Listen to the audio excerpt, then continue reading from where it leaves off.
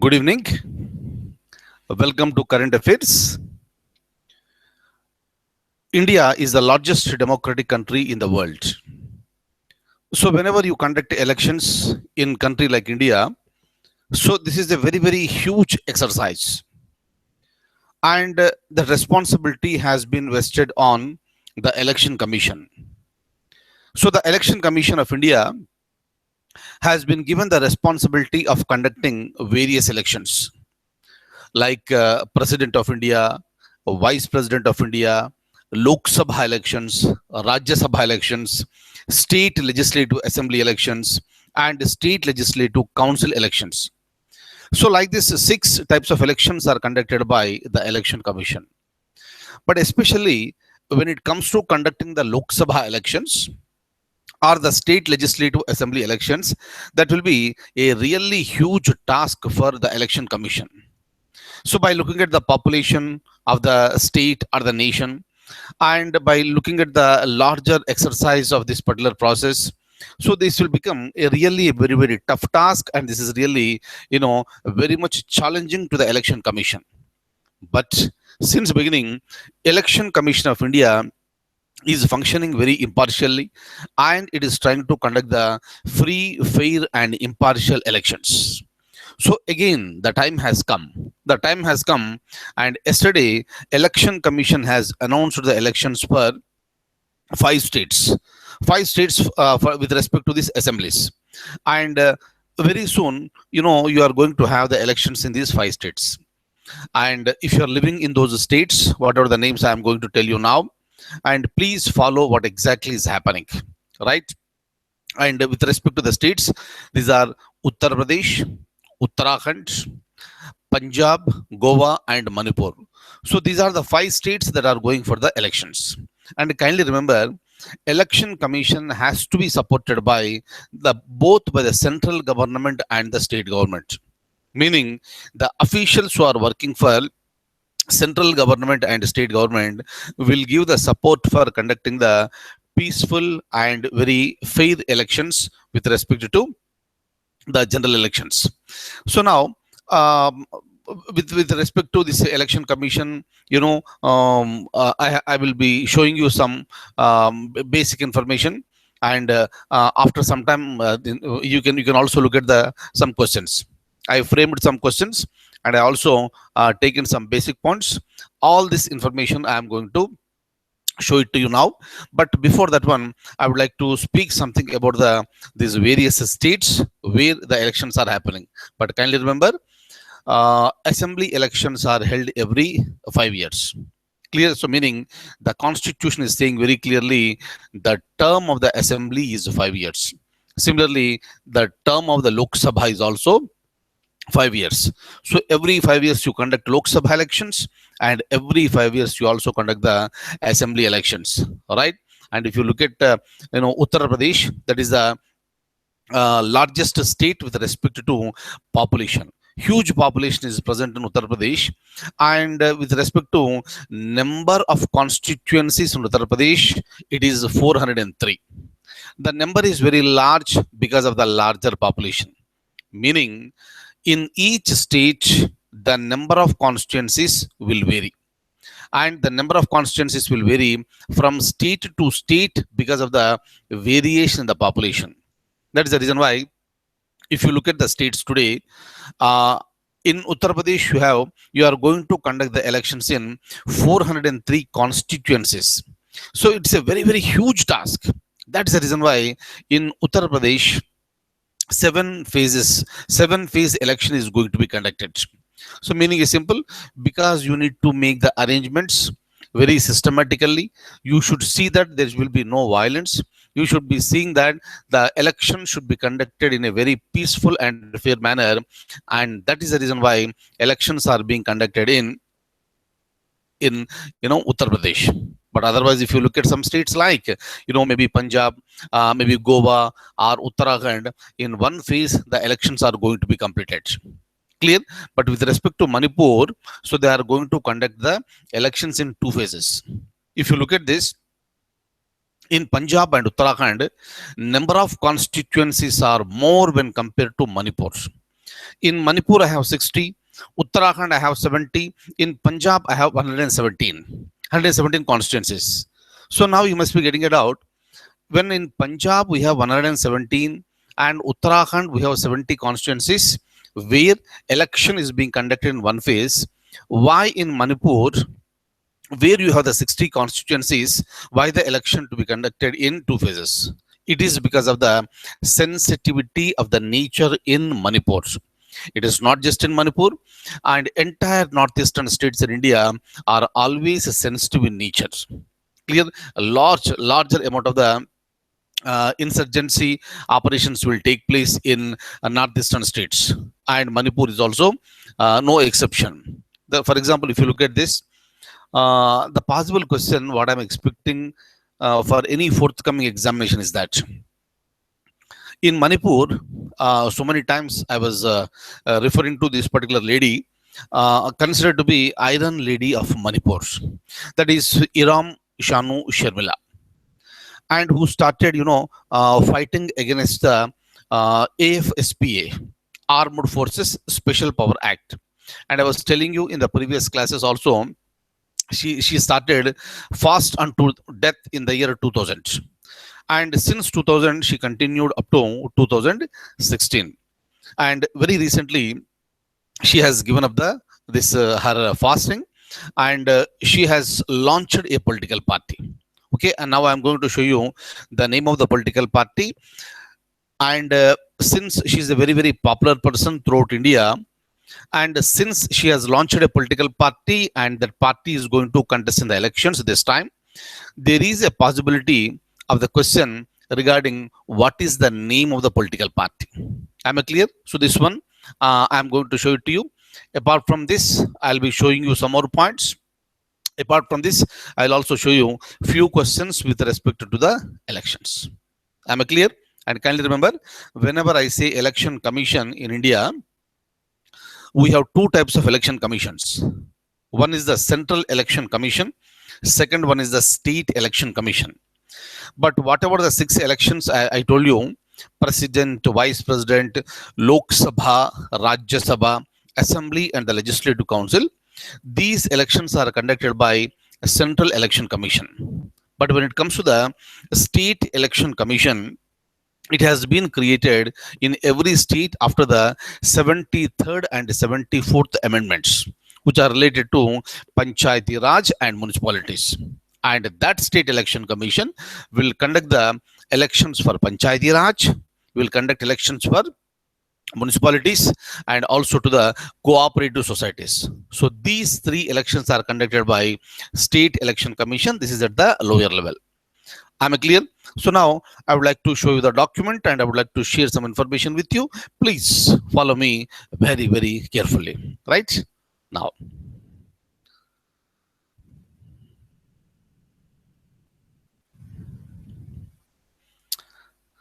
And kindly see here, I have already uploaded, our December current affairs notes. You may please have a look at this, and you know the location, and you can download that particular document, right?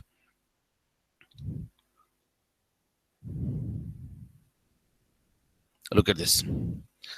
Election Commission announced poll schedule for the assembly elections in 5 states. Uttar Pradesh, Uttarakhand, Manipur, Goa and Punjab. So all these 5 states are going for the assembly elections. And these elections are conducted by Election Commission. One phase in Goa, where you have the 40 constituencies. One phase in Punjab, where you have 117 constituencies. One phase in Uttarakhand, where you have the 70 constituencies, and 2 phases in Manipur, and it has got 60 constituencies. I told you the reason. So lots of insurgency is happening in Manipur for quite long period of time. So the very, very, one of the very sensitive states with respect to India. And that is the reason why it is not very easy to conduct the elections, though the number of constituencies is 60. That is the reason why elaborate security arrangements must be made by the Election Commission, right? So because of that reason, this 60 constituencies, it is being conducted in two phases. Okay, see here, and remember this note I have given. This is the name of the political party of Iram Sharmila. People's Resurgence Justice Alliance. PRJA. People's Resurgence Justice Alliance is the name of the political party of Iram Sharmila, and they are going to contest in the elections, and we'll wait and watch how many seats they are going to win and how many people in Manipur will support to this new party headed by Iram Shanu Sharmila. And with respect to Uttar Pradesh, 403 constituencies. Kindly remember, number of constituencies always depend on the so-called the population.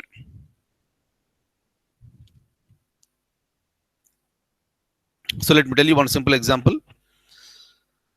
In Uttar Pradesh, you got 403 assembly constituencies. Uttar Pradesh is a state. Punjab is a state, Goa is a state, Manipur, so many states, we have 29 states are there. And there is a state called Sikkim. In Sikkim, the number of constituencies is 32. Just 32. Sikkim is also a state, Uttar Pradesh is also a state, but there is a huge variation in a number of constituencies. Where is 32 in Sikkim and where is 403 in Uttar Pradesh? Right? So there is a variation because of the variation in the population. In Uttar Pradesh, I got the huge population, but whereas in Sikkim, the population is very, very low. And kindly remember this one. Sikkim is the smallest state with respect to population. With respect to population, the smallest state is Sikkim, and with respect to area, Goa is the smallest state. Is that okay? So why I'm telling you is this, it does not mean that you don't know. You know all these things, but still, please be very careful while you are answering these questions in the examination. Is that okay? Just by looking at the word smallest, don't jump to a conclusion. Kindly read the total question completely, thoroughly, understand, then look for the answers. Whether you are asked, whether the question is being asked with respect to area or with respect to population. If it is population, answer is Sikkim. If it is area, answer is a Goa. Right? Next.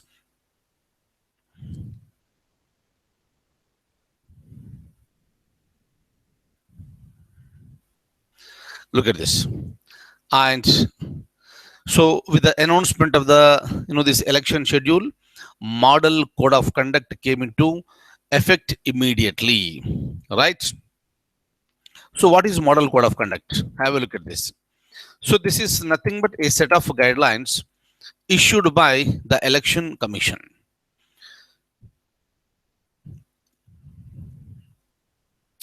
So this is nothing but do's and don'ts with respect to the governments in the states and also with respect to the government at the central level.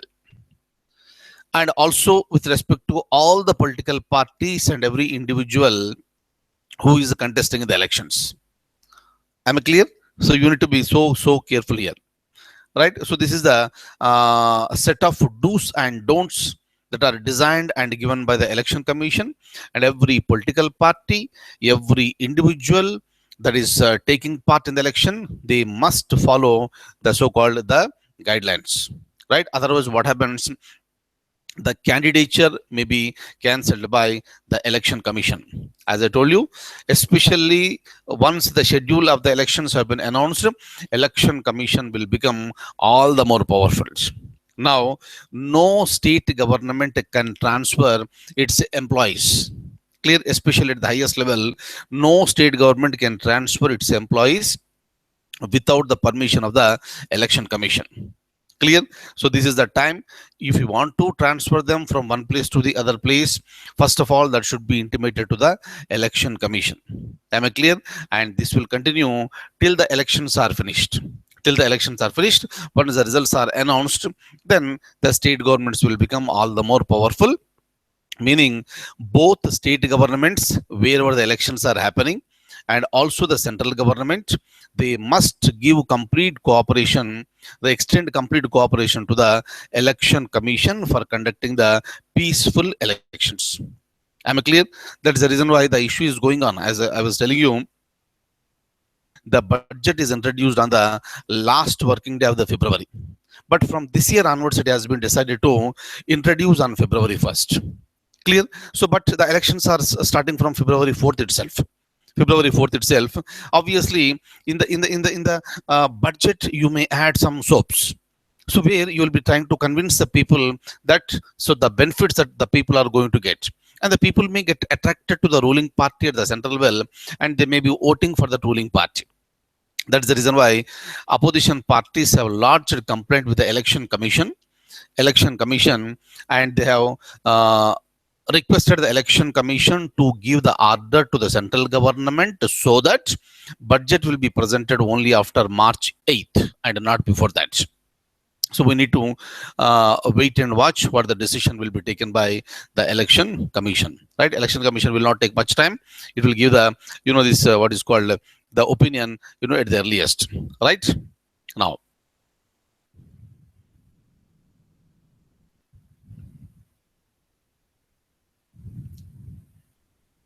look at this. And again, you must be knowing this. The current chief election commissioner is Syed Nazim Ahmad Zaidi. Kindly remember the name. Very frequently asked question as a part of current affairs. And with respect to first chief election commissioner of India is Sukumar Sen, right? So please remember this.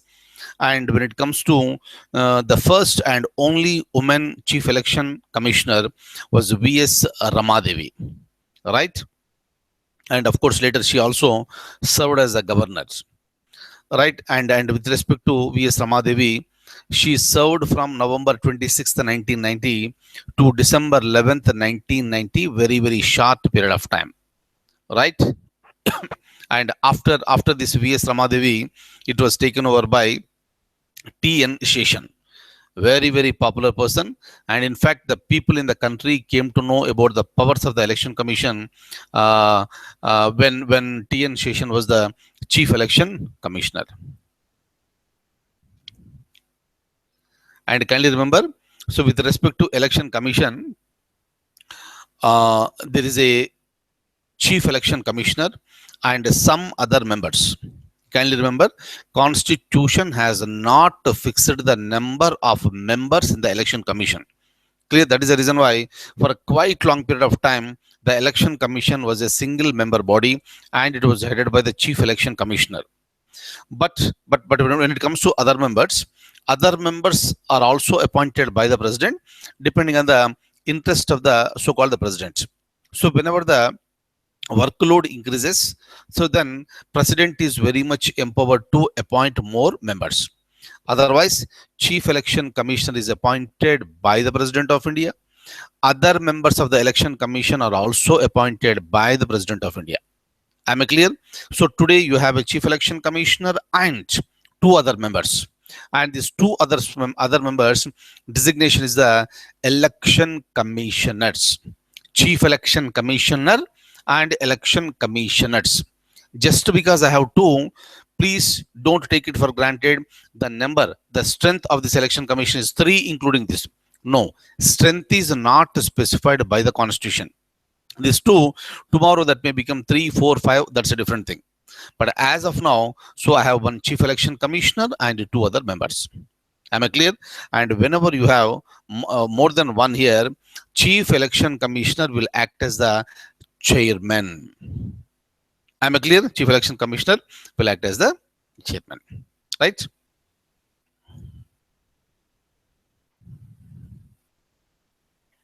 And I would like to add one more thing, right? So, if you want to remove chief election commissioner will be removed in the same manner and procedure like that of a judge of the Supreme Court. Clear? Very, very important. Kindly remember this. So tomorrow there may be a question in the examination. This should be the answer. Chief Election Commissioner is removed in the same manner and procedure like that of a judge of Supreme Court. And when it comes to other members, clear, other election commissioners can be removed by the President of India, only on the recommendation of the Chief Election Commissioner. If the Chief Election Commissioner recommends, then the President may remove the Election Commissioner. But the recommendation of the Election Commissioner is not binding on the President of India. Am I clear? Ultimately, the President will listen to the advice that is given by the Council of Ministers headed by the Prime Minister. Right? Since you know all the basic points, India is a parliamentary form of government where President is the nominal and Prime Minister is the de facto head. Every advice will be going from the Prime Minister to the President of India and the function will be done. Is that okay? Meaning every action will be taken on the name of the President. But the person behind that is the Prime Minister, who is the head of the Council of Ministers. Right?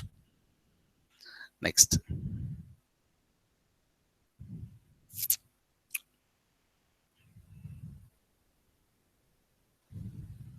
Look at this. Okay. And have a look at this. The term of the state legislative assembly is 4 years, 5 years, 6 or 7. Answer is 5 years. Right? Next. Moment. Please have a look at this. I have discussed this one when I am talking about the emergency provisions. Have a look at this. The term of the Lok Sabha and state legislative assemblies. What is the term? 5 years. But the question is that the term of the Lok Sabha and that of state legislative assemblies can be extended by not more than 1 year at a time by the Parliament by an act during. Meaning, Constitution is permitting the government, permitting the Parliament to extend the this term of Lok Sabha or state legislative assemblies for not more than 1 year at a time, right? At a time. And when it will happen? Is it during financial emergency, state emergency, national emergency, or it cannot be extended under any circumstances? Answer is C, that is during the national emergency. Kindly remember. So this is one question, and I want you to remember one more thing, that it will happen only during national emergency. But the point is that, did it happen anytime? Did it happen anytime? Answer is yes. Answer is yes. And it happened for the 5th Lok Sabha. It happened for the 5th Lok Sabha. And if you look at the 5th Lok Sabha, elections were conducted in the year 1971. Next election should be conducted in the year 1976. But in India, from 1975 to 1977, national emergency was declared on the grounds of the internal disturbances, right? And at the time, as you all know, I was discussing in a very detailed manner during our Indian polity classes, where Srimati Indira Gandhi was the Prime Minister. So during the time, the term of the Lok Sabha was extended by this 1 year. Clear? So from 76, it has been extended to 77. Similarly, the state assembly's term was also extended. Who will extend? Parliament. How? By passing an act. Simple. Clear? So that is the reason why elections were conducted in the year 1977. Clear? So meaning is simple. Not more than 1 year at a time means every time you have to renew. Clear? From 5 years you made it to 6 years, and if you want to make it 7, 8, 9, no problem, you can do it, but not directly for 5 more years or 3 more years. Not more than 1 year at a time. And it happened in India only once, and that happened for the 5th Lok Sabha. Right? Next.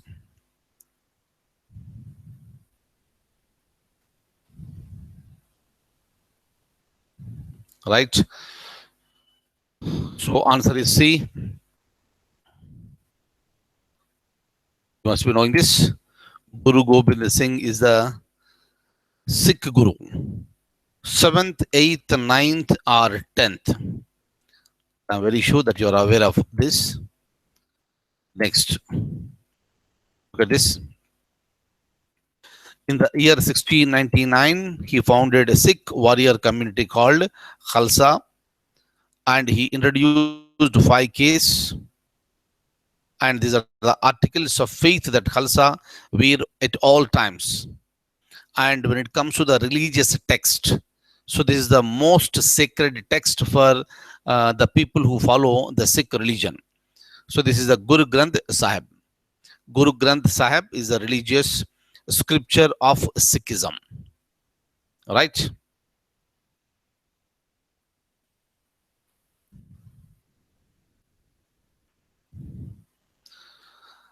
Fine. So I already told you that I have uploaded December current affairs, and you know the location. Please have a look at that. Please download that and read, keep reading. All right. And I'll stop at this stage. And thank you so much for being with me this evening. And I'll see you tomorrow with some more current affairs. Fine. So have a fantastic sleep. Thank you so much. Take very good care. Good night.